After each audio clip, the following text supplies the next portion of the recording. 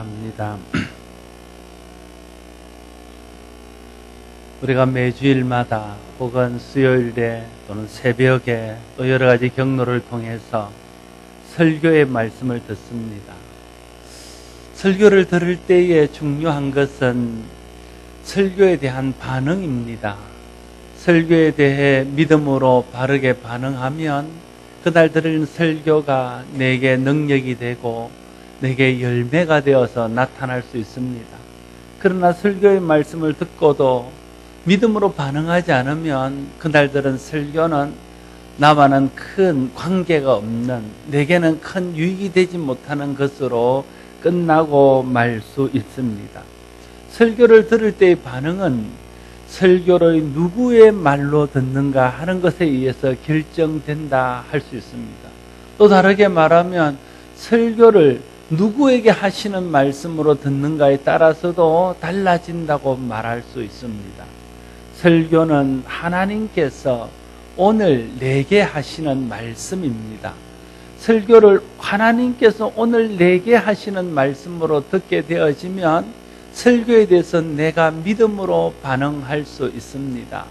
그러나 설교를 하나님의 말씀으로 받지 못하거나 또는 설교를 내게 하시는 말씀으로 받지 못하면 내가 설교에 대해서 믿음으로 반응하는 것은 불가능한 것이다 할 수 있겠습니다. 기본적으로 말씀을 들을 때마다 설교는 오늘 하나님께서 내게 하시는 말씀이다 하는 생각을 가지고 말씀을 들을 수 있기를 바랍니다. 그럴 때 제대로 설교를 은혜롭게 들을 수 있고 그 설교에 바르게 반응해서 그 설교를 통하여 나타나는 열매들을 경험할 수 있게 되어질 것입니다. 오늘 본문은 십자가에 예수님을 내어준 유대인들에게 너희가 십자가에 달아 죽인 예수를 하나님께서 주와 그리스도가 되게 하셨다 이렇게 설교하자 그 설교를 들은 유대인들이 보인 반응에 대한 내용입니다.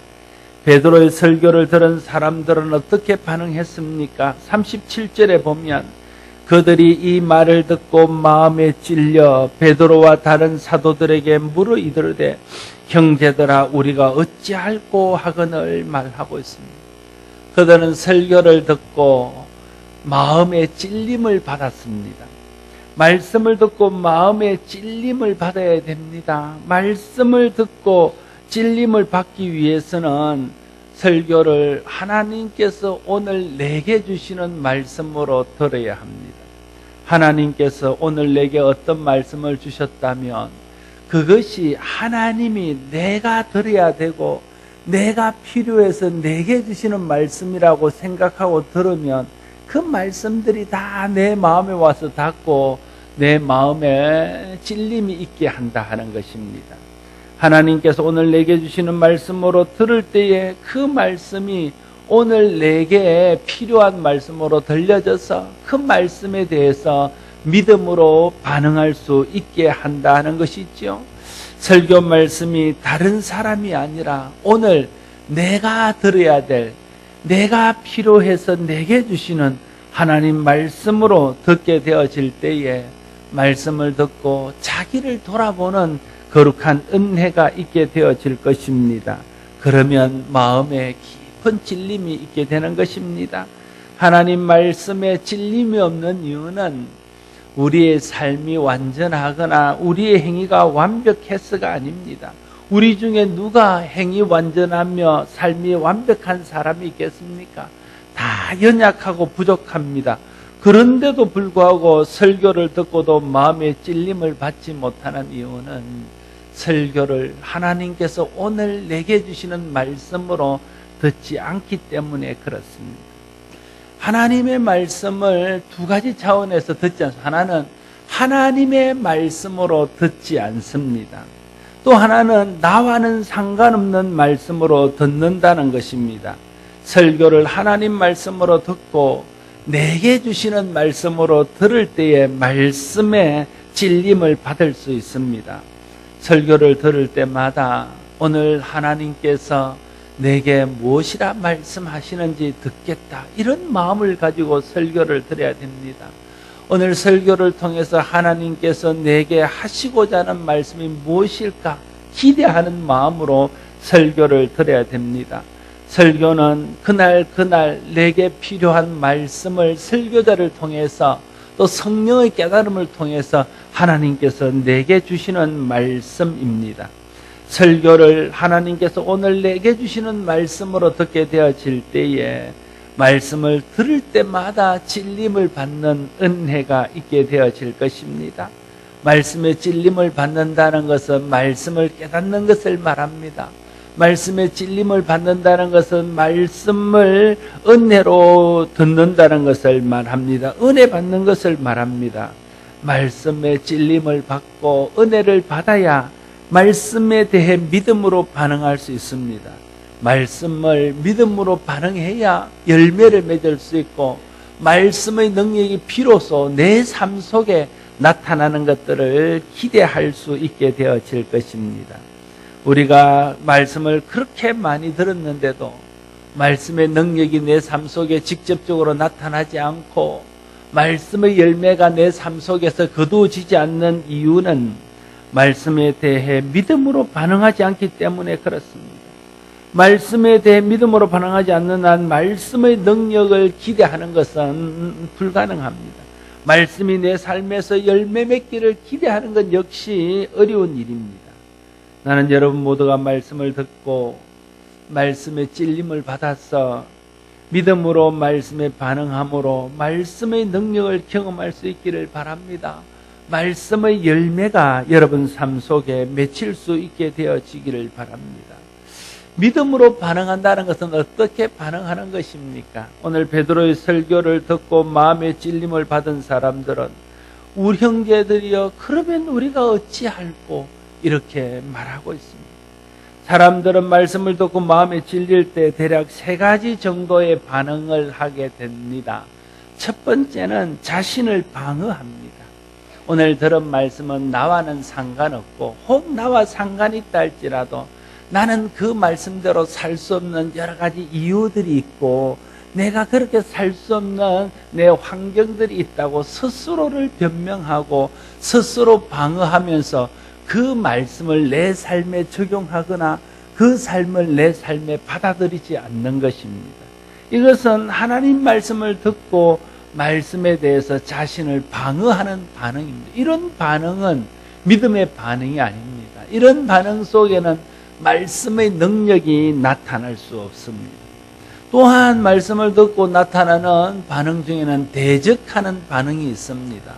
하나님 말씀을 듣고 찔림이 있을 때에 그것을 하나님께서 내게 주시는 말씀으로 깨닫지 않고 설교자를 생각하고 설교자가 나를 향하여 나쁜 말을 한다고 생각하고 설교자를 대적하는 것으로 나타납니다.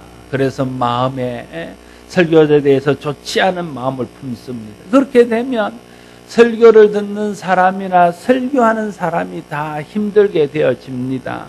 물론 말씀의 능력과 말씀의 은혜를 경험할 수 없는 것은 두말할 나위도 없습니다. 세 번째는 자기를 돌아보는 것으로 반응할 수 있습니다.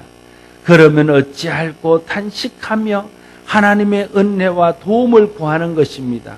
물론 말씀에 대해서 믿음으로 반응한다는 것은 이렇게 반응하는 것입니다. 말씀을 듣고 자기를 돌아보면 말씀이 자기 속에 능력을 발휘하여 말씀이 자신을 치유하고 새롭게 합니다. 그래서 들은 말씀이 은혜가 되고 복이 될 수 있습니다. 말씀을 들을 때에 말씀이 내 자신에게 찔림이 되면 그러면 그 말씀을 통해서 자기를 돌아보고 자기를 살펴야 됩니다. 그것이 말씀에 대해서 믿음으로 반응하는 것입니다. 말씀을 듣고 말씀에 찔림이 있으면 오늘 우리도 본문에 나오는 유대인들처럼 주님 그럼 저는 어떻게 해야 할까요? 주님 그러면 제가 어떻게 할까요? 주님 저는 어쩌면 좋습니까? 이런 반응을 하나님 앞에 보여야 된다. 기도하라 하는데 기도하지 못. 주님 제가 기도하지 못했습니다. 이제 제가 어떻게 하면 좋을까요?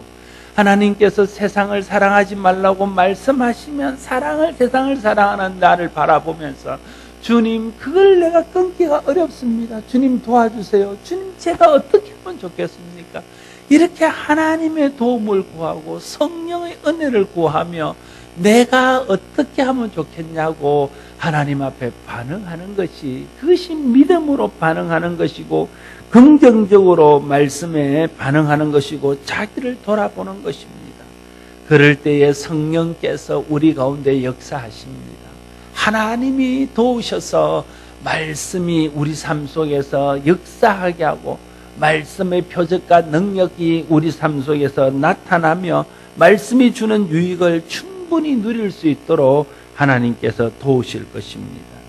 말씀을 들을 때마다 하나님이 주시는 말씀을 오늘 내게 주시는 하나님의 말씀으로 듣고 그 말씀에 찔림을 받게 되기를 바라고, 찔림을 받는 데서 그치는 것이 아니라 그 말씀에 믿음으로 반응해서 주님, 오늘 내게 이 말씀을 주셨는데 이 말씀을 통해서 주님 내게 무엇을 말씀하시기를 원하십니까? 주님, 저는 어떻게 하는 것이 맞습니까?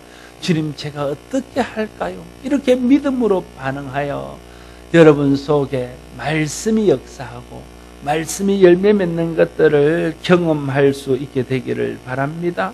말씀의 찔림을 받고 형제여 우리가 어찌할 거라고 묻자 베드로가 무엇이라고 대답하고 있습니까? 38절과 39절을 같이 한 번 더 읽습니다. 38절 39절을 읽겠습니다. 베드로가 이르되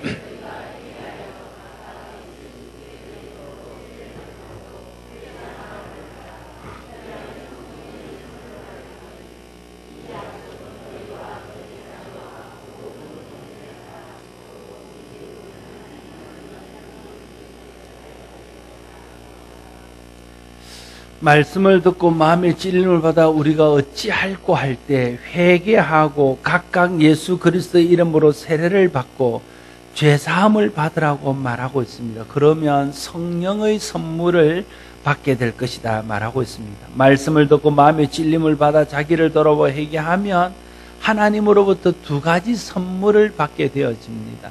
첫 번째 선물은 죄사함의 선물이고 두 번째 선물은 성령이라는 선물입니다.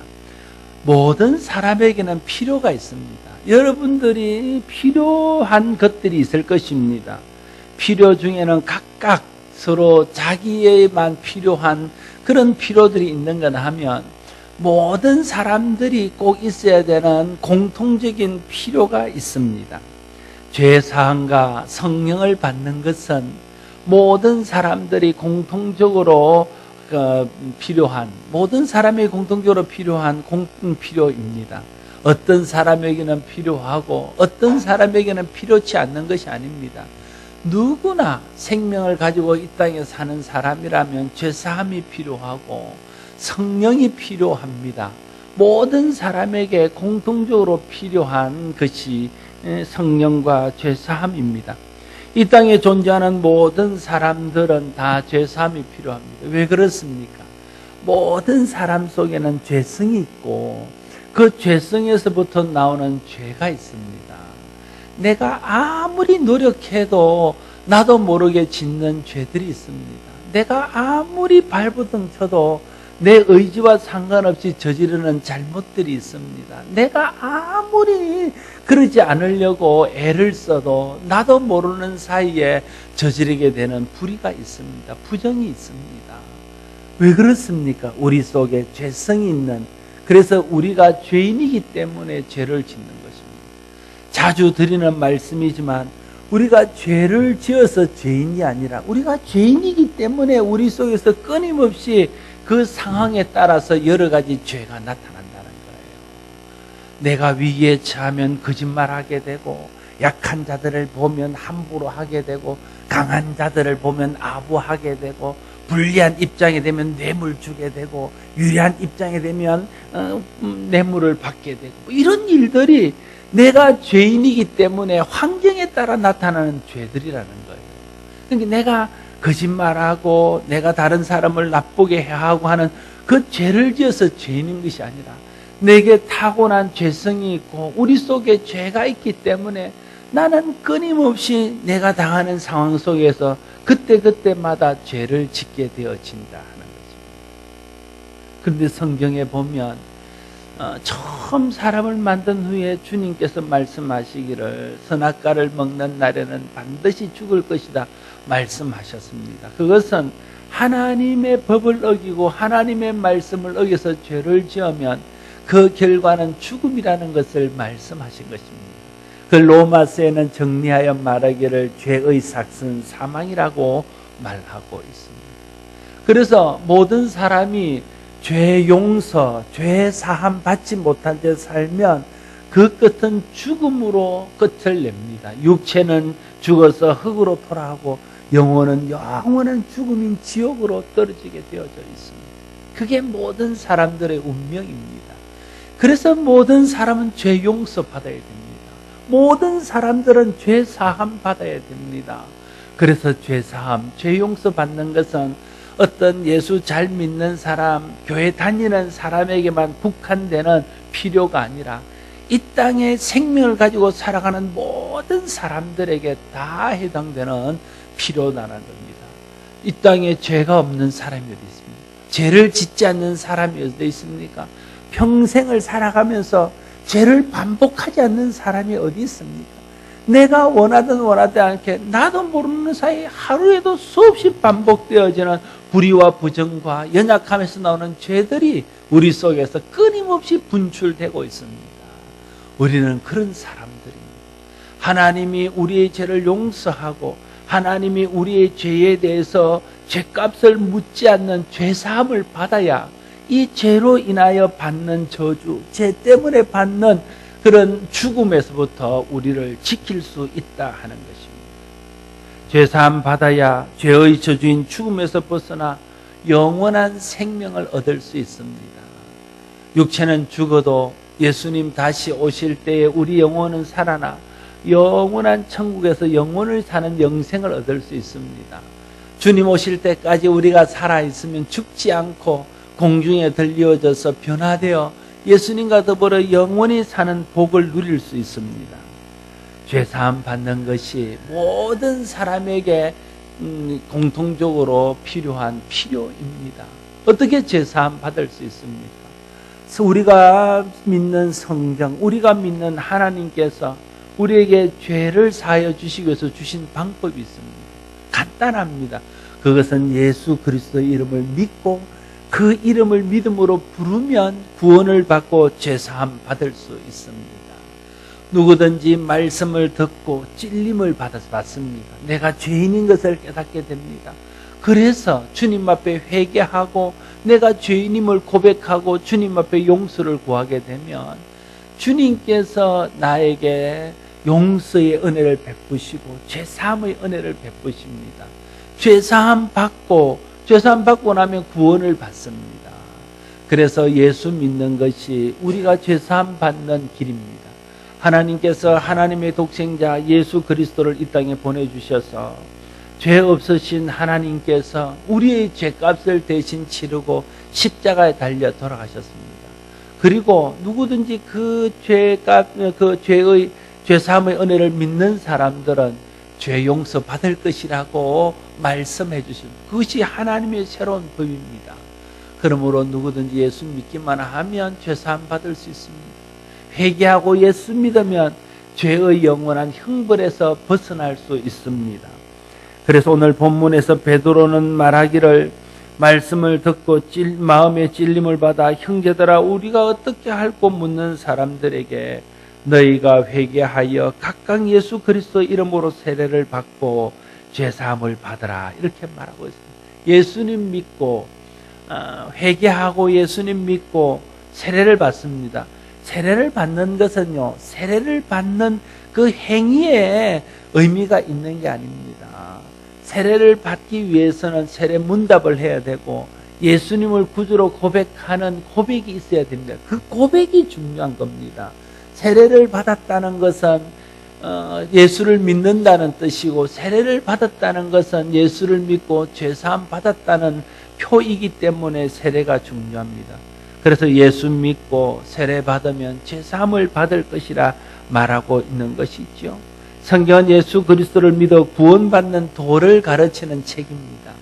그래서 성경이 설교되어지면 그 말씀을 들으면 예수를 믿게 되는 믿음이 생깁니다. 그리고 그 믿음이 생기고 그것을 믿게 되어지면 그 믿음으로 말미암아 죄사함 받고 구원을 받게 되어지는 것입니다. 여러분이 구원받기 위해서 해야 할 다른 일은 없습니다. 100일 금식, 40일 금식 이런 거 안 해도 괜찮습니다. 여러분들이 뭐 어디 가서 봉사하고 몇 시간 동안 헌신하고 그런 거 안 해도 괜찮습니다.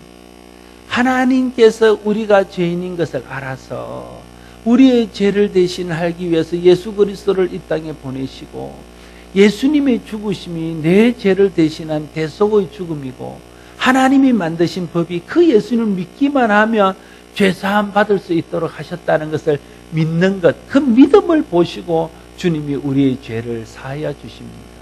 왜 이렇게 간단하게 죄사함 받을 수 있도록 하셨을까요? 모든 사람은 다 죄사함이 필요하기 때문에 그렇습니다. 모든 사람은 다 죄사함 받아야 되기 때문에 그렇게 하셨습니다. 주님은 모든 사람이 아주 쉬운 방법으로 죄사함 받아서 죄의 저주에서 벗어나고 죄의 형벌에서 벗어나기를 원해서 모든 사람들이 다 믿고 구원받을 수 있도록 하기 위해서 예수 그리스도를 보내시고 예수 그리스도를 믿는 자마다 죄사함 받을 수 있도록 하셨다 하는 것입니다. 모든 사람은 죄사함의 은혜가 필요합니다. 먼저 우리가 말씀을 들을 때 마음의 찔림을 받고 회개함으로 예수 그리스도를 믿어 죄사함 받게 되기를 바라고, 그리고 말씀을 들을 때마다 내가 예수 그리스도의 공로로 죄사함 받았다는 감격과 기쁨이 날마다 새롭게 되기를 바랍니다. 오늘도 말씀을 듣는 중에 그렇지, 나는 죄인이고 내 힘으로 내 죄를 어찌할 수 없는데, 내가 죄로 인해서 영원히 죽을 수밖에 없고 형벌 받을 수밖에 없는데 주님이 내 죄를 대신하여 십자가에 달려 돌아가셨으므로 내가 그를 믿고 구원받았지, 그것이 하나님의 은혜지, 그걸 깨닫는 것이 중요하다는 거예요. 그것이 마음의 찔림을 받고 우리가 하나님 앞에 보일 수 있는 믿음의 반응 아닙니까? 그래서 날마다 구원받은 즐거움 속에 살고 구원받은 감격 속에 사는 것입니다. 세상에 물질이 좀 부족하고 건강이 좀 부족할지라도 나는 영원한 생명을 가졌다는 기쁨 속에 사는 것입니다. 내가 나이가 많아서 주님 가실 날, 날아갈 날이 가까워져서 세상 사람들은 두려워할지라도 우리는 오히려 기뻐하면 내가 이제 곧 주님을 만날 것이다, 내가 가서 주님의 나라에서 영원한 생명을 누리게 되는구나, 그 기쁨과 감격 속에서 살아가게 하는 것입니다. 그것이 죄사함의 은혜를 날마다 새롭게 누리며 사는 것입니다.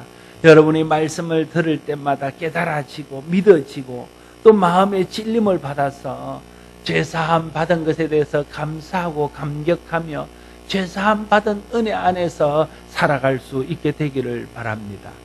그리고 죄사함 받지 못한 많은 사람들이 있습니다. 그들도 듣고 찔림을 받고 회개하고 예수 믿어 죄사함 받아야 될 사람들입니다. 하나님께서 우리에게 예수 그리스도의 복음을 땅끝까지 전하라 하신 이유는 그들도 다 믿고 죄사함 받아야 될 사람들이고 모든 사람들은 다 죄사함이 필요한 사람들이기 때문에 그렇습니다.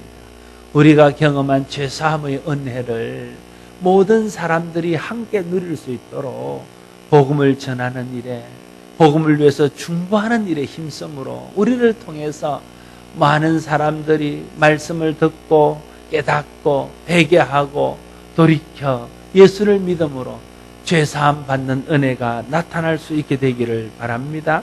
모든 사람이 죄사함을 받아야 하는 것과 마찬가지로 또 모든 사람에게는 성령이 필요합니다. 성령은 예수님을 대신하시는 또 다른 보혜사입니다. 성경에 보면 보혜사라는 말이 나옵니다. 이 보혜사라고 지칭하는 것은 두 분에 대해서 보혜사로 부릅니다. 한 분은 예수님을 보혜사라 하고 또 성령님을 보혜사라 합니다. 보혜사라는 말의 뜻은 우리 곁에 있으면서 우리를 가르치고 우리를 돕고 우리를 위로하고 우리를 격려하고 우리를 인도하시는 분이 보혜사입니다. 예수님이 이 땅에 계실 동안에 예수님은 제자들의 보혜사하셨습니다.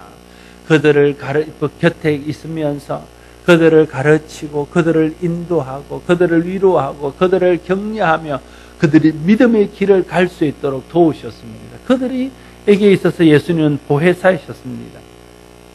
성령님은 예수님께서 성천하신 후에 우리 가운데 오셔서 믿는 자들 속에 계시면서 성도들과 함께 하시고 가르치시고 진리 가운데로 인도하십니다. 그래서 성령님의 다른 이름은 또 다른 보혜사입니다. 예수님을 대신하는 보혜사라는 뜻입니다. 또 다른 보혜사이신 성령님이 우리 속에 오셔서 하시는 일은 예수님을 알게 하고 예수님을 믿게 합니다. 성경 말씀이 깨달아지도록 지혜를 주십니다. 사단과 세상과 자기를 이길 수 있도록 능력을 주십니다. 각양 은사를 주셔서 하나님의 영광을 위해서 살 수 있도록 하십니다. 믿음을 지키며 끝까지 구원을 잃지 않도록 도우시고 인도하십니다. 그래서 모든 사람에게는 다 성령이 필요한 것입니다. 우리 모두는 성령 받아야 됩니다. 어떻게 성령 받을 수 있습니까? 베드로는 너희가 회개하여 각각 예수 그리스도 이름으로 세례를 받고 죄 사함을 받으라. 그리하면 성령의 선물을 받으리라 말씀하고 있습니다. 회개하고 예수 믿어서 죄 사함 받으면 죄 사함 받은 우리에게 하나님의 성령이 임하게 된다는 거예요. 하나님의 영이 우리 마음속에 들어오게 된다는 거예요. 성령님은 하나님의 영이십니다. 예수 그리스도의 영이십니다. 말씀의 영이십니다. 그래서 내가 예수님을 믿는다는 것은 영으로 계신 성령님을 내 마음에 받아들이는 것입니다. 하나님을 믿는 것도 영이신 하나님을 내 마음속에 받아들이는 것입니다. 기록되신 성경 말씀, 선포되어지는 설교 말씀을 믿음으로 받는 것은 말씀이신 성령님을 내가 받아들이는 것입니다. 그럴 때 내가 성령 받을 수 있습니다. 회개하고 예수 그리스도 이름으로 세례를 받고 죄사함 받으면 그러면 성령을 받을 것이다 말하고 있습니다. 여러분 속에 어떤 표시가 없을지라도 여러분 속에 내가 성령을 받았다는 어떤 특별한 느낌이 없다 할지라도 여러분이 회개하고 예수 그리스도를 믿는다면 여러분이 성경을 하나님 말씀으로 믿는다면 여러분이 하나님을 창조주요 살아계신 우리 아버지로 믿는다면 여러분 속에는 이미 성령이 계신 것입니다. 성령이 역사하지 않고는 그렇게 고백할 수 없습니다. 하나님을 받아들이는 것, 예수님을 받아들이는 것, 말씀을 받아들이는 것이 곧 영이신 하나님, 영이신 예수님, 영이신 말씀이신 성령님, 그분을 우리 마음속에 받아들이는 것이기 때문에 그렇습니다. 여러분 속에 성령이 계셔야 여러분 자신을 극복하고 죄를 극복하고 세상을 극복하고 사단을 극복하고 우리의 무지, 우리의 연약함, 우리의 연약한 의지, 감정 이런 것들을 이기며 예수를 끝까지 믿고 끝까지 믿음의 길을 갈 수 있습니다. 성령은 그 일을 위해서 우리 곁에서 돕기 위해서 오신 또 다른 보혜사이시기 때문에 그렇습니다. 그래서 성령 받아야 됩니다.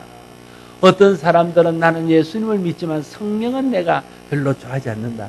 이렇게 말하는 분들 그건 잘못된 생각입니다. 성령이 우리 속에서 돕지 않으면 예수를 끝까지 믿을 수 없습니다. 성령이 우리 속에 돕지 않으면 세상을 이길 수 없습니다. 죄에 빠질 수밖에 없습니다. 하나님을 떠날 수밖에 없습니다. 죄의 유혹에 넘어질 수밖에 없습니다. 그래서 우리는 다 성령이 필요한 사람들입니다. 회개하고 각각 예수 그리스도 이름으로 세례를 받아 죄사함 받고 성령을 선물로 받는 여러분 모두가 될 수 있기를 바랍니다.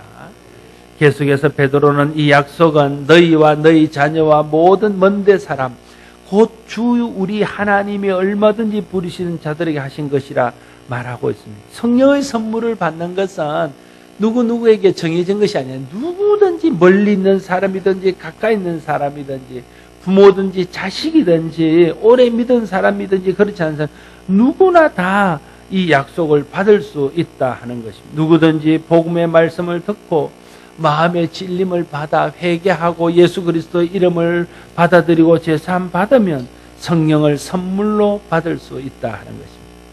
여러분, 제사함 받아야 구원받을 수 있습니다. 성령 받아야 구원의 은혜를 천국 갈 때까지 지킬 수 있습니다. 그래서 모든 사람은 제사함 받아야 하고 모든 사람은 성령 받아야 됩니다. 여러분 모두가 한 사람도 예외 없이 복음의 말씀을 들을 때 마음의 찔림을 받고 회개하고 예수를 믿음으로 제사함 받게 되기를 바라고, 그로 인하여 주시는 성물인 성령을 선물로 받게 되어지기를 바랍니다. 그리고 모든 사람들에게 필요한 제사함과 성령을 모든 사람이 받을 수 있도록 돕는 일에 또한 우리가 헌신할 수 있어야 할 것입니다. 베드로는 말씀을 듣고 마음의 찔림을 받고 회개한 사람들에게 한 가지 권면을 더하고 있습니다. 그건 40절 말씀입니다. 또 여러 말로 확정하여 권하여 이르되 너희가 이 패역한 세대에서 구원을 받으라 하니, 이렇게 말하고 있습니다. 우리가 영적으로 하나님 앞에 제사함 받고 회개를 받았으면 이 패역한 세대에서도 구원을 받아야 됩니다. 그건 다르게 말하면 회개에 합당한 열매를 맺어야 된다, 이렇게 표현할 수 있습니다. 내가 예수 믿고 제사함 받은 사람이면서 여전히 죄에 속해 살고 여전히 세속을 따라 살고 세상적인 가치와 세상에 있는 것들을 좋아해서 세상에 마음을 두고 산다면 그 사람이 어떻게 제사함 받은 사람이라 할 수 있겠냐. 내가 정말 예수 그리스도를 통해서 제사함 받고 성령을 받은 사람이라면 내가 제사함 받은 사람답게 성령 받은 사람답게 좀 세상과 구별되고 하늘의 가치를 두고 영원한 것을 바라보면서 믿음으로 사는 삶을 살아야 된다는 거예요. 그것이 패역한 세대에서 구원을 받으라는 말의 의미입니다. 구원받은 사람은 삶이 바뀌어야 된다는 거예요. 이 세상의 것을 따라 살아서는 안 된다는 겁니다. 이 세상의 가치에 매여 살지 말라는 것입니다. 구원받은 사람답게 생각이 바뀌고 가치관이 바뀌어서 이 세상의 것에 집착하는 것이 아니라 하늘의 것을 바라보고 하나님이 우리에게 명령하시고 하나님이 우리에게 기대하시는 삶을 사는 것입니다. 그것이 이 패역한 세대에서 구원받는 것입니다. 쉽게 말하면 이 패역한 세대를 본받지 않는 겁니다. 이 패역한 세대를 따라가지 않는 겁니다. 이 패역한 세대와 짝하지 않는 것입니다. 그럴 때 그 사람이 온전한 구원을 경험하고 죄사함의 은혜를 누리며 사는 사람이라 할 수 있을 것입니다. 여러분들이 회개하고 여러분이 영혼이 죄사함을 받은 후에는 패역한 세대를 따라 살지 않고 패역한 세대에서 구원을 받을 수 있기를 바랍니다. 그래야 구원의 은혜가 내게도 능력을 발휘하고 또 세상 가운데도 내가 받은 제사함의 은혜를 드러내면서 살 수 있게 되어질 것입니다. 여러분 삶 속에서 이런 회개의 열매들이 맺히게 되어지기를 바랍니다. 베드로가 이런 설교를 하고 그들이 듣고 찔림받아 회개하자 놀라운 부흥이 일어났습니다. 120명으로 시작된 초대교회는 하루에 3,000명이 회개하는 역사가 나서 갑자기 대형 교회로 바뀌었습니다. 부흥은 겉으로 보이는 부흥, 순영에 있는 부흥이나 다 마찬가지로 부흥은 말씀을 통해서 되어지고 성령을 통해서 되어집니다. 어떤 시대에 우리의 평양 대부흥운동, 미국의 아주사의 부흥운동, 영국의 부흥운동, 다 부흥운동도 다 보면 하나님 말씀이 선포될 때 말씀을 듣고 깨달은 사람이 진림을 받고 회개하게 되어질 때에 성령의 기름 부음이 있어지고 그를 통해서 부흥이 일어났다는 거예요. 개인의 심령의 부흥도, 가정의 믿음의 부흥도, 교회의 부흥도, 민족의 부흥도, 열방의 선교의 부흥도 그렇게 부어지는 것입니다. 우리가 하나님 말씀을 듣고 말씀의 진림을 받고 회개함으로 제사함 받고 성령 받아서 우리 마음속에 부흥이 일어나기를 바라고 우리 교회 가운데 부흥이 일어나기를 바라고 우리 민족과 열방 가운데 복음의 부흥이 일어날 수 있게 되기를 바랍니다. 특별히 42절에 보면 그들이 사도의 가르침을 받아 서로 교제하고 떡을 떼며 오로지 기도하기를 힘쓰니라 말하고 있습니다. 이들이 회개하여 세례받은 데서 그치지 않고 교회에 적응을 잘했다는 것입니다. 정착을 잘했다는 뜻입니다. 여러분, 그들이 회개하는 후에는 예배에 참석해서 그들이 사도의 가르침을 받았습니다. 성도들과 거룩한 교제를 나누었습니다. 성찬과 애찬에 참여했습니다. 그리고 기도하는 일에 힘썼습니다. 예수 믿으면 이런 삶이 우리 뒤에 따릅니다. 그리고 이런 삶이 따라야 됩니다. 여러분들도 예수 믿고 변화받고 하나님이 주신 은혜를 따라서 계속해서 사도들의 가르침을 받는 일에 힘쓰고 성도들과의 거룩한 교제를 통해서 서로 위로하고 격려하며 성찬과 애찬에 참여하고 기도에 힘쓸 수 있게 되기를 바랍니다. 사랑하는 성도 여러분, 말씀을 들을 때 오늘 하나님께서 내게 주시는 말씀으로 말씀을 들을 것을 오늘 본문은 우리에게 권면하고 있습니다. 말씀은 살아있는 하나님의 역사가 그 속에 담겨져 있습니다. 모든 사람에게 현재적으로 그것이 경험되어질 수 있습니다. 선포되어지는 모든 말씀, 읽혀지는 모든 말씀, 가르치지는 모든 말씀은 오늘 내가 꼭 필요해서 하나님께서 내게 주시는 말씀입니다. 아멘입니까? 그렇게 오늘 내게 주시는, 내가 오늘 지금 필요해서 내게 주시는 말씀으로 듣게 되어질 때 말씀을 들을 때마다 깨달아지고 말씀을 들을 때마다 마음의 찔림을 받게 되고 말씀을 들을 때마다 회개하게 되어지고 말씀을 들을 때마다 그러면 내가 어떻게 할고 믿음으로 반응하게 되어져서 내 속에서 말씀이 역사하고 말씀이 주시는 감격과 기쁨이 넘치고 또 말씀을 통해서 능력이 나타나고 하나님이 기뻐하는 삶, 하나님께 영광이 되는 삶을 살 수 있도록 하나님께서 우리를 인도하게 되어질 것입니다.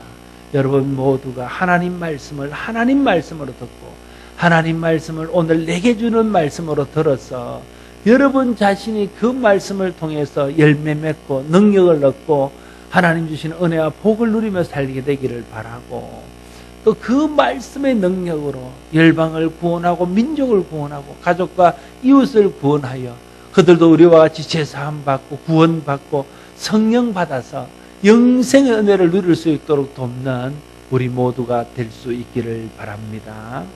기도하겠습니다. 아버지 하나님 은혜를 감사합니다. 우리를 사랑하셔서 예수 그리스도를 보내주시고 또 우리 마음속에 성령을 보내주셔서 말씀을 들을 때에 깨닫게 하여 주시고 믿어지게 하시고 회개하게 하시고 그래서 구원의 은혜를 누리게 하시며 성령 안에서 주시는 능력과 지혜로 말미암아 세상을 이기며 믿음 안에 살게 하시니 감사합니다. 아버지 하나님 날마다 우리가 말씀을 들을 때마다 오늘 내게 꼭 필요하여 하나님이 오늘 내게 주시는 하나님 말씀으로 듣게 하시고 그 말씀에 찔림이 있게 하시고 찔림을 받는 대로 믿음으로 반응하여 말씀에 순종하는 삶을 살아서 말씀이 내 속에서 능력이 되고 은혜가 되고 열매가 되게 하시고 말씀을 들은 대로 나가서 전하고 사랑하고 기도하고 섬김으로써 많은 사람들에게 주의 복음이 흘러가고 주의 복음이 드러나서 그들도 우리와 같이 믿고 제사함 받고 성령 받게 하는 일에 헌신하는 우리 모두와 우리 교회가 되도록 역사하여 주옵소서. 예수님 이름으로 기도드리옵나이다.